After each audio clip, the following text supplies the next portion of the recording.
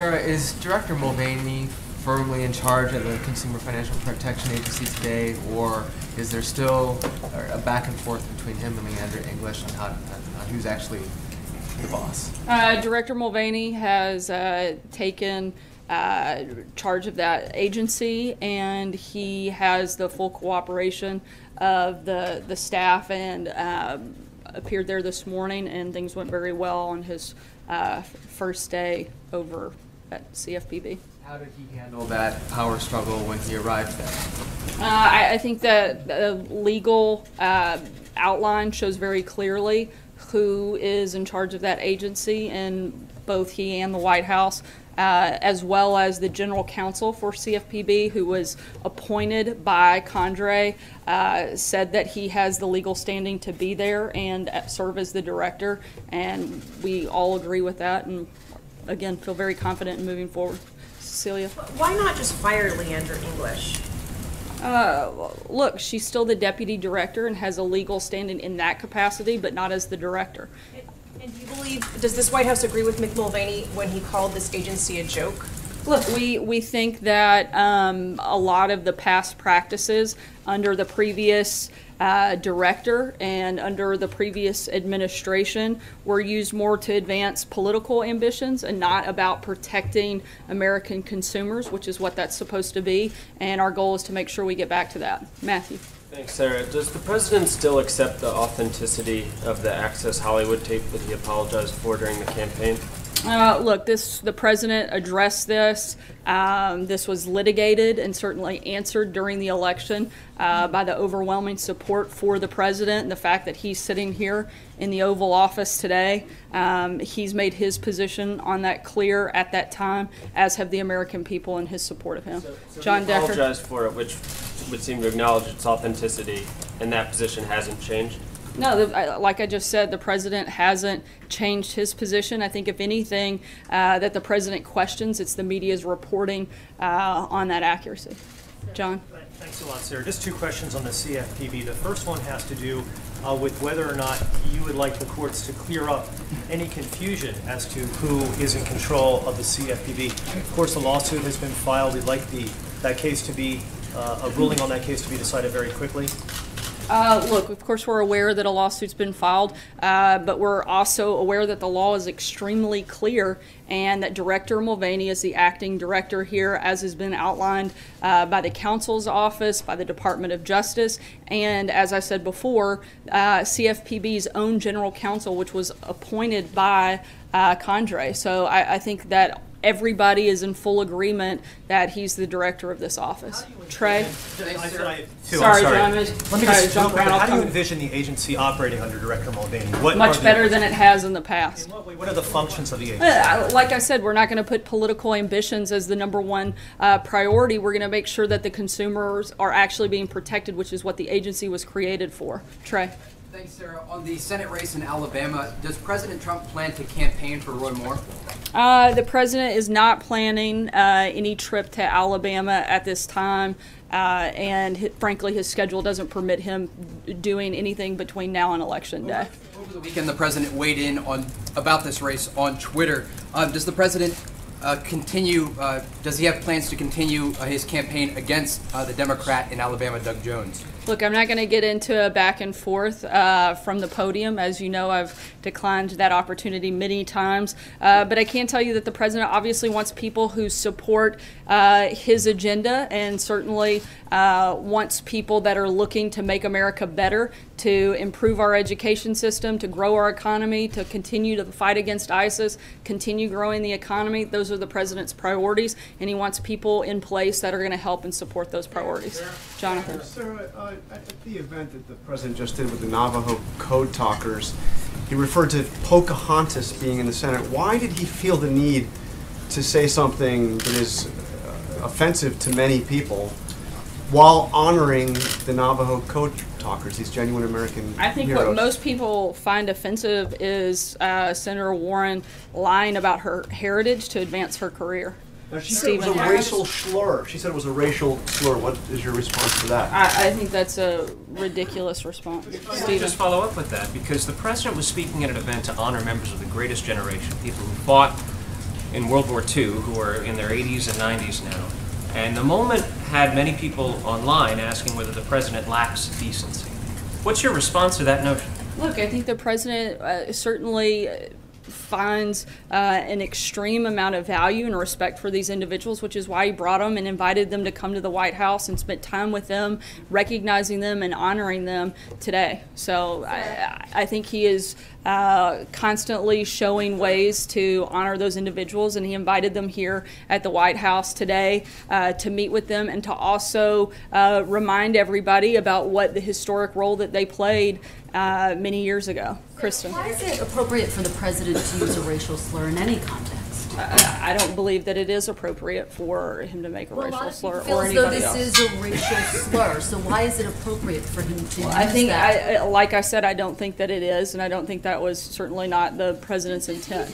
Does he see I think, political again, like I value said, I in- think the more offensive, the most offensive thing. Racially? I'm sorry? Does he see political value in calling people out racially? Why use that term? Look, I think that Senator Warren was very offensive when she lied about something specifically to advance her career. I don't understand why no one's asking about that question and why that isn't constantly covered. See, You commit me to on Syria. First, on Friday, the president's call with Erdogan in Turkey, where he seemingly announced to him that the U.S. is not going to continue arming the Kurdish forces fighting ISIS. Can you address sort of concerns that the U.S. now seems to be backing away from its previous support of a partner in the fight against ISIS? No, look, once we started winning the campaign against ISIS, the plan and part of the process is to always wind down support for certain groups. Now that we're continuing to crush the physical caliphate, that we're in a position to stop providing military equipment to certain groups, but that doesn't mean stopping all support of those individual groups. But that was the whole purpose, was to help defeat ISIS. We're making massive progress in that front, and once that was moved forward, that was always been the plan, and that hasn't changed. And just more quickly on Syria, is it still a policy of the United States that Assad must go, or is there a sort of more of a containment policy sort of emerging out of the White House? We don't have any changes in our position at this time. Jeff? Back to the Access Hollywood tape, you said that he made his position clear at the time. He said, at the time, he said, I said it, I was wrong, I apologize. But you just said the media's reporting of its accuracy. So can I ask again, does the president acknowledge saying that was on the Access Hollywood tape last year? Look, I said that he'd already addressed it, and that we didn't have any updates to that. I said what he didn't like and what he found troubling were the accounts that are being reported now. But what counts are being reported now that weren't reported last year? What counts are you talking about? The ones that are current that he's questioning. Following on Steve's question, so what is the official policy on Assad's position? Should he stay or go? Look, as I just said, we don't have any changes into past statements that we've already made on that front. Nothing new. Blake? Just a couple on the CFPB. Does the White House believe that Leandra English is unqualified for that position? We believe that Director Mulvaney is the right person at this time to lead that agency, and that's why he's over there. If you believe that he's the right person, I guess the follow-up then is, what does the White House or what does the president have against Leandra English in that spot? Look, I'm not saying that we do have anything against her. I'm saying that we want Director Mulvaney to lead this agency, and that's a decision that the president is allowed to make and one that he's made and has legal authority to do so. John? Thank you, Sarah. Two questions about personnel. The president's appointment of Governor Brownback for the ambassador-at-large slot dealing with religious liberty has been stalled, and the Senate has yet to confirm him or vote on his confirmation. Now, at the same time, the National Security Council staff has a vacant slot that deals with the same issue, religious liberty, that doesn't require Senate confirmation. Is he going to fill that slot on the NSC? I'm not aware of any specific announcement for that position at this time, but if one happens, we'll certainly make sure you're aware of it. Now, and the other question is regarding the appointment of Director Mulvaney to a simultaneous presidential appointment. It seems a little odd because this has not been done, according to many accounts, since before World War I. We're an administration that likes to break new ground, John. Well, broke it. The last time was before World War I, when the Secretary of the Treasury was also the first chairman of the Fed. Whose idea was this, or did the president decide to give the dual positions to Director Mulvaney? Look, I think the president felt like he was the right person to lead this agency, and he made that decision. I don't think there's more to it than that. Fred? Oh, thank you, sir. On the CFPB, as far as reforms to the agency, the House has passed the Choice Act. That's still no action on that in the Senate. Is this something, does the administration see this as an opportunity to try to push congressional reforms to the agency? Look, this is Director Mulvaney's first day. We're going to let him get settled in before we start announcing new policy, but when we do, we'll certainly keep you guys posted. Anita? Sorry, I'm going to try to jump around for save time. The other day that the issue of the Dreamers would not be in the spending bill. We're reaching the end of the year now, and I'm wondering what the president said that he would take this back up if Congress couldn't act. Negotiations aren't really going anywhere. What does the president propose to do? Does he see that happening in Congress in the next few weeks? Wish for a standalone bill? Are you talking about specific to, I'm sorry, I missed the first part. Dreamers? Oh, what to do about Dreamers? Look, we hope that the Democrats aren't going to put our service members abroad at risk by trying to hold the government hostage over partisan politics and attaching that to that. We've laid out what our principles on immigration are. We want to see responsible immigration reform that would include DACA, but that would also include the priorities that we've already previously laid out. Don't come up with anything? Like I just said, we hope that the Democrats are willing to actually make responsible immigration reform. We've laid out what we want, and look, the president's got a meeting with various members tomorrow, and I would imagine that will come up at that time. With the leaders? Kristen. Sarah, what would you say to consumers who are concerned about somebody who once called the agency that he's now ostensibly leading, Mick Mulvaney calling the agency a sick, sad joke? What would you say to consumers who are concerned about somebody like that now ostensibly leading this agency that was designed to protect them? I think that consumers should be glad that they finally have somebody in there that actually wants to fight for consumers and not fight for their own political ambitions, which we've seen in the previous leadership, and which will be a very different change under Director Mulvaney. David? Sarah, at this point, Senator Al Franken has allowed that there may be more women coming forward. He doesn't know that there are, but he said there might be more women coming forward. At what point does the president condemn him? How many women does it take? How many accusations does it take before the president says Al Franken should resign? And is he holding back because of some unresolved accusations against himself? No, I think it's, look, the president's not going to weigh in on every single matter like this. Look, every single day we've got people from the media, from Hollywood, from members of Congress that have allegations brought against them, and we think that this should go through a due process, and that's something that Senator Franken should first be the one to address, and not for the president to weigh in every single time one of these accusations comes up. But there should be a process that we go through, and we want to make sure that that's completed. You said with the Access Hollywood tape that the people have spoken, the president's president, so that's kind of been litigated. Do you think that I think the president also addressed it at the time. Fair enough. Do you think the fact that the president has been elected, that's all been litigated, means that the public believes the women who have accused him in the past of sexual misconduct are wrong? I think that the president's been very clear that he denies any of those allegations having taken place. Thank you, Sarah. Just to follow up on you saying that the CFPB has not looked out for consumers, can you point to some specific cases where the CFPB did not act in the best interests of consumers? Yeah, we have a list of those. I'll be happy to provide them after the briefing today. Some now? Yeah, I don't have it right in front of me, but I have read multiple things. I'll be happy to provide it to you after the briefing. Separately, over the weekend, the president went after CNN International. Today, he called out CNN in a tweet. In the conversations that the president has had with Rupert Murdoch, has he ever brought up CNN or talked about the AT&T Time Warner merger? Not that I'm aware of. Not that I know of. Sarah. I'll take one last question. Veronica. Sarah, thank you. The last time the president met with congressional leaders, he surprised a lot of people making the deal, if you will, with, he came out and said Chuck and Nancy. It seemed to take Republicans by surprise. Should we expect something like that out of tomorrow? Should Republicans feel anxiety or concern leading into tomorrow's meeting, that he may, if you will, throw them under the bus, if you will, leading into tomorrow's meeting?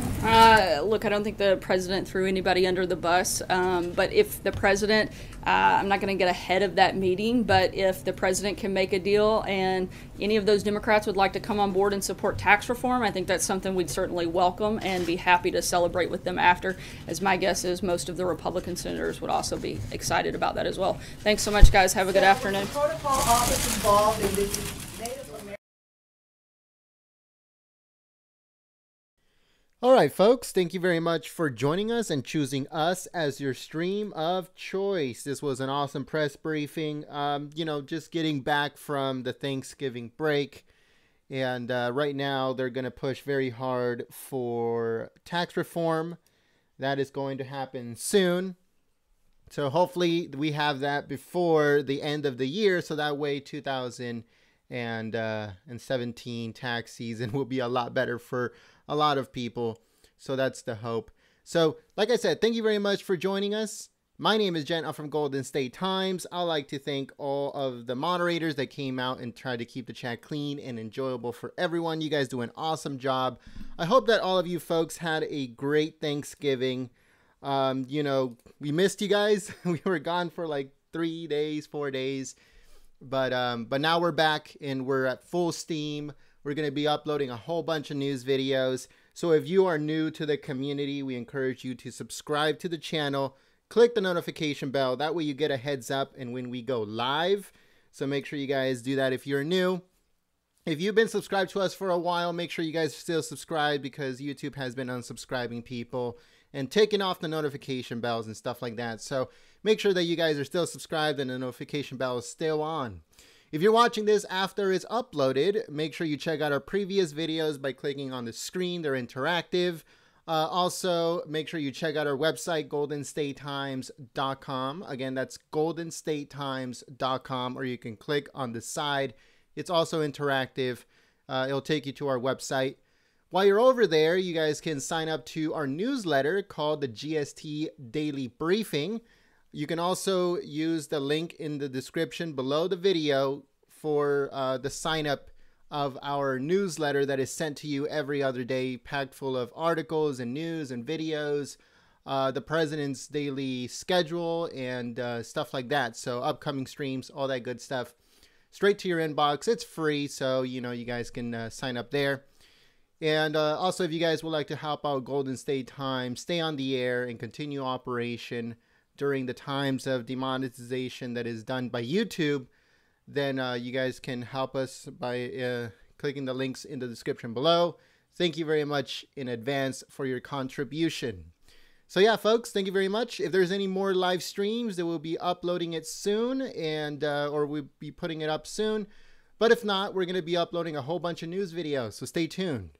Thank you very much for watching. My name is Jen. I'm from Golden State Times, and I'll see you next time. Peace.